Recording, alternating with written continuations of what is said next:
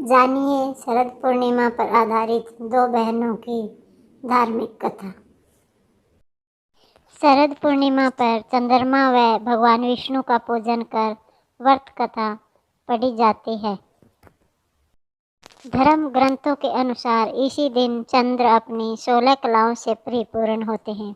इस मौके पर आइए जानते हैं पौराणिक एवं प्रचलित कथा।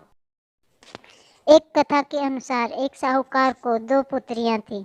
दोनों पुत्रियां पूर्णिमा का व्रत रखती थी, लेकिन बड़ी पुत्री पूरा व्रत करती थी और छोटी पुत्री अधूरा व्रत करती थी। इसका परिणाम यह हुआ कि छोटी पुत्री की संतान पैदा होते ही मर जाती थी।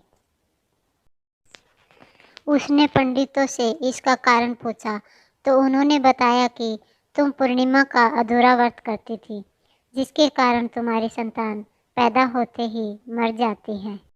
पूर्णिमा का व्रत पूरा विधि पूर्वक करने से तुम्हारी संतान जीवित रह सकती है। उसने पंडितों की सलाह पर पूर्णिमा का पूरा व्रत विधि पूर्वक किया। बाद में उसे एक लड़का पैदा हुआ, जो कुछ दिनों बाद ही फिर से मर गया। उसने लड़के को एक पाटे पर लौटा कर ऊपर से कपड़ा ढक दिया, फिर अपनी बड़ी बहन को बुलाकर लाई और बैठने के लिए वही पाटा दे दिया। बड़ी बहन जब उस पर बैठने लगी तो उसका लहंगा बच्चे को छू गया। बच्चा लहंगा छूते ही रोने लगा। तब बड़ी बहन ने कहा कि तुम मुझे कलंक लगाना चाहती थी, मेरे बैठने से यह मर जाता। तब छोटी बहन बोली कि यह तो पहले से ही मरा हुआ था, तेरे ही भाग्य से यह जीवित हो गया है, तेरे पुण्य से ही यह जीवित हुआ है।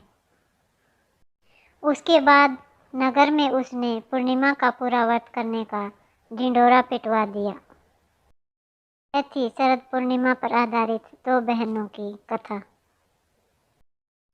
इस कहानी से हमें यह ज्ञान मिलता है कि हम जो व्रत या पूजा पाठ करते हैं उसे निस्वार्थ भाव से पूरा करें, क्योंकि अगर कोई व्रत को पूरा होने से पहले ही तोड़ देते हैं तो भगवान नाराज हो जाते हैं।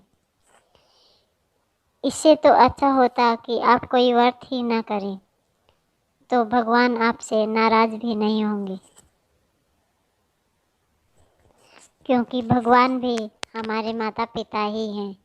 जैसे माता पिता गलती करने पर बच्चों को डांटते हैं, उन्हें सज़ा देते हैं, वैसे ही भगवान भी अपने बच्चों को सही राह दिखाने के लिए कुछ सज़ा देते हैं।